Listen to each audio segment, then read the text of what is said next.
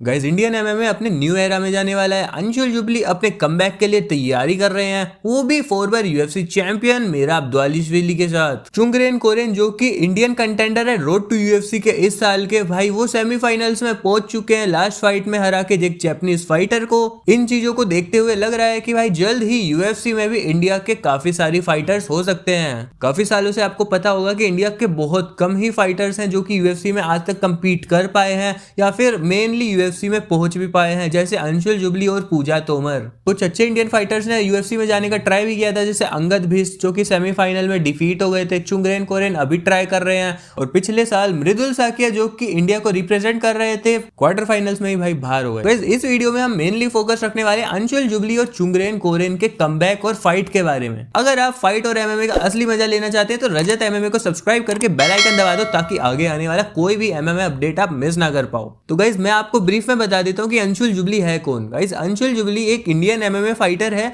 जो road to UFC के season 1 में ही जीत गया था। और गाइस सच बताओ तो वो बहुत बड़ी अपॉर्चुनिटी थी जो कि अंशुल जुबली ने पहली बार में ही ग्रैब कर ली थी। Anshul Jubli is one of the most important names in Indian MMA history. Guys road to UFC tournament जीतने के बाद अंशुल जुबली ने बहुत सारे प्रोस्पेक्ट सेट कर दिए थे, जैसे कि इंडियंस किसी से कम नहीं है, इंडियंस भी एमएमए में एंट्री ले सकते हैं, यूएफसी जैसे बड़े टूर्नामेंट्स में इंडियंस भी compete कर सकते हैं। लेकिन अनलकीली भाई अंशुल जुबली अभी तक अपनी कोई भी मेन यूएफसी फाइट नहीं जीत पाए हैं। भाई किलियन साल्केल से हार गए थे और पहली फाइट माइक ब्रीडन से हार गए थे। देखो भाई सेटबैक तो आते रहते हैं, जैसे अंशुल जुबली की लाइफ में आए, 2 फाइट लगातार हारनी पड़ी, पर अभी कमबैक की तैयारी वो कर रहे हैं। और हाँ गाइस सबसे इंपॉर्टेंट बात, इस बार वो अकेले ट्रेनिंग नहीं कर रहे हैं, इस बार वो एक फॉर्मर यूएफसी चैंपियन मेराब दवालिश्विली के साथ ट्रेन कर रहे हैं। मुझे क्या लगता है कि अंशुल जुबली ने आज तक जो ट्रेन किया है वो मेरे हिसाब से ठीक था, बट जो कमी रही है एक अच्छे एक्सपीरियंस होल्डर पार्टनर की।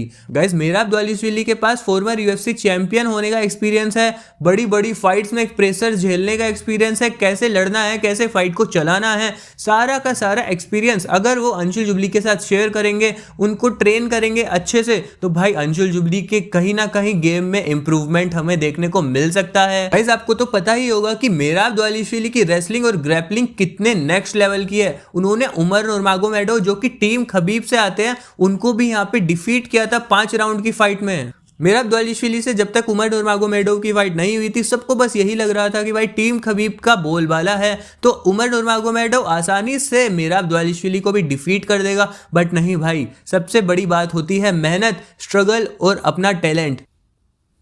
वैसे जिस दिन यूएफसी व्हाइट हाउस खत्म हुआ था उस दिन भी मैंने आपको बताया था कि फ्लाइट पकड़ के अंशुल जुबली चले गए हैं अमेरिका, और वो पूरी अच्छे से ट्रेनिंग करने वाले हैं बड़े बड़े यूएफसी फाइटर्स के साथ। और इस टाइम वो सिंडिकेट एमएमए क्लब में है, जहां पे बहुत सारे यूएफसी फाइटर्स एक साथ ट्रेन करते हैं। यूएफसी परफॉर्मेंस इंस्टीट्यूट में भी उनको ट्रेन करते हुए देखा गया था। उन्हें काफी सारी क्लिप्स और काफी सारे पिक्स उन्होंने अभी अभी अपलोड करे हैं इंस्टाग्राम पे। मेराब दवालिश्विली से अंशुल जुबली को कुछ सीखने को मिलेगा तो वो है भाई एलीट कार्डियो, रेसलिंग प्रेशर कैसे डालना है सामने वाले बंदे पे, और भाई चैंपियनशिप मेंटेलिटी का तो क्या ही कहना। मेराब दवालिश्विली वो बंदा है तो भाई पिछले साल 4 यूएफसी फाइट्स लड़ी थी और 4 में से 3 बार अपना टाइटल डिफेंड किया था।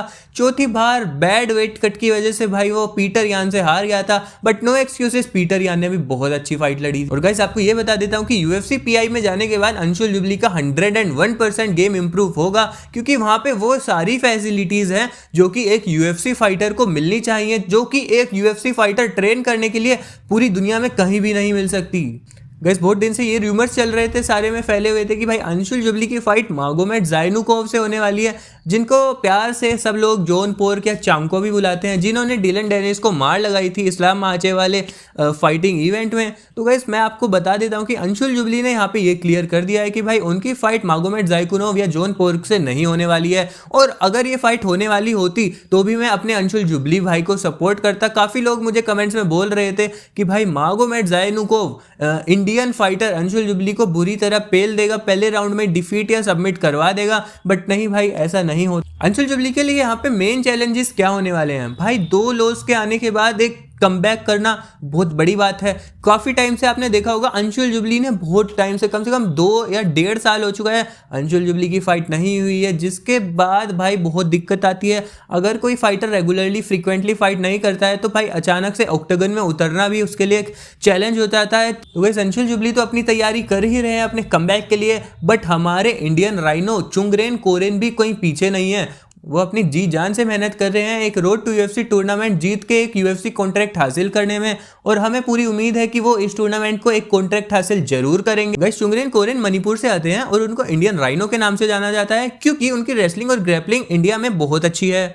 Guys Chungren Koren is one of the most interesting prospects now at this time. But भाई लक कह लो या डेस्टिनी कह लो, बट चुंगरेन कोरेन को यहाँ पे एक अपॉर्चुनिटी मिलना बहुत बड़ी बात थी, क्योंकि आपको पता है रोड टू यूएफसी सीजन 5 में एक भी इंडियन फाइटर्स का नाम नहीं था, बट एक फाइटर यहाँ पे इंजर्ड हो गया था, जिसके बाद यहाँ पे रोड टू यूएफसी के टूर्नामेंट में एंट्री होती है अपने फाइटर बेंटन वेट में चुंगरेन कोरेन की। लास्ट फाइट उन्होंने जापानीज फाइटर रियो मियागुची से करी थी, वो भी रोड टू यूएफसी के क्वार्टर फाइनल्स में, जिनका रिकॉर्ड 7-0 का था, एक भी फाइट सो नहीं आ रहा था, और उन्हें थ्रेट माना जा रहा था यहाँ पे चुंगरेन कोरेन के लिए, क्योंकि उसकी स्ट्राइकिंग एक अलग लेवल की थी। बट भाई चुंगरेन कोरेन की जो रेसलिंग और ग्रैपलिंग थी उसने वहां पे उसकी स्ट्राइकिंग को ओवरशैडो कर दिया। भाई बहुत बुरा हुआ था जब चुंगरेन कोरेन ने फाइट से पहले वेट मिस कर दिया था, बहुत क्रिटिसाइज किया गया था यहाँ पे चुंगरेन कोरेन को। बट भाई बहुत अच्छा हुआ कि सामने वाले जापानीज फाइटर रियो मियागुची ने उस फाइट को तभी भी एक्सेप्ट किया एक वॉरियर की तरह। पहला राउंड एक अच्छा कॉम्पिटिटिव राउंड रहा था दोनों के बीच में, बट सेकंड राउंड में चुंगरेन कोरेन ने रियर नेकेड चोक लगा के अपने अपोनेंट को सबमिट करवा दिया था, और सच बताऊं तो वो लड़ने की हालत में था भी नहीं। उस मैच में अर्ली स्टॉपेज होना चाहिए था। बट क्या आपको पता है कि भाई यूएफसी बड़े ही भाई इंडियंस को लेके बहुत ज्यादा डिस्क्रिमिनेशन दिखाते हैं। उनके रेफरीज को मैंने देखा है भाई, ना ही रविंद्र धंत की फाइट में उन्होंने एक अच्छा स्टॉपेज दिया था जो एक टाइम पे होना चाहिए था, और ना ही चुंगरेन कोरेन की फाइट में। भाई पुरानी बातें छोड़ो, लेकिन अब जो आगे तैयारी करनी है वो एक डिफरेंट लेवल पे करनी है, क्योंकि रोड टू यूएफसी के बस 2 फाइट्स जीतने के बाद ही यहाँ पे चुंगरेन कोरेन को एक कॉन्ट्रैक्ट मिल जाएगा। सच बताऊं तो ये चुंगरेन कोरेन की लाइफ चेंजिंग अपॉर्चुनिटी है, और भाई ये अपॉर्चुनिटी अगर चुंगरेन कोरेन के हाथ से निकल गई, भाई चुंगरेन कोरेन और इंडियन एमएमए के लिए एक बहुत ही डिसहार्टनिंग मोमेंट हो जाएगा। सेमीफाइनल की तैयारी के लिए भाई चुंगरेन कोरेन चले गए हैं थाईलैंड फुकेट। गाइस आपको नहीं पता तो थाईलैंड भाई एमएमए इंटरनेशनल फाइटर्स का हब है, वहां पे एक अलग ही ग्लोबल लेवल ट्रेनिंग चलती है एमएमए फाइटर्स की।